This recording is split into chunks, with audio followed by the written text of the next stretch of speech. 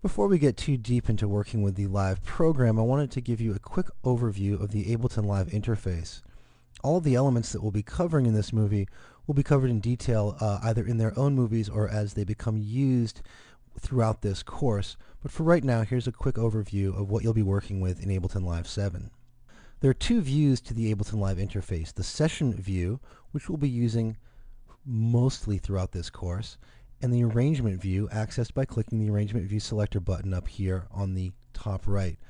We'll also be using the arrangement view, but mostly that will be happening later on in the course as we work with arrangements and exporting our finished songs. Going back to the session view, over here on the left we have the live browser, and as you can see, you can resize the browser by clicking right here in between the browser and your tracks. The browser contains 4 separate views: the Live Devices browser, the plugin devices, the file browser, and the hot swap browser. And we'll be looking at all of these in detail in the movie on the live browser that's coming up shortly.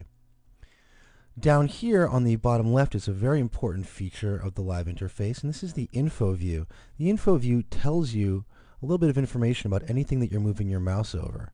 This is very handy for getting to know the Ableton Live interface. And as you can see, I've got the play button that I'm mousing over, the stop button, the track title bar, a clip slot. All of these elements can be described in the info view. So that's a great way to learn more about Live as you're working with the program. You can show and hide the info view by clicking this button here, just as you can show and hide the browser. And you can also show and hide the info view and what's called the clip view down here. We'll get to the clip view in a moment. Up here are the live toolbars, and those will be covered in their own movie. And here we have our audio tracks, a MIDI track, and the master track. You can show and hide various elements of live tracks by clicking these show hide buttons down here. And you can show and hide the sends and also the return tracks here. And we'll be looking at sends and returns when we start talking about Live's effects. Now, as I mentioned, down here we have what's called the clip view. And right now I've just quickly created a MIDI clip. And the clip view contains information about the MIDI clip, including the MIDI notes and some editing functionality and lots of other features.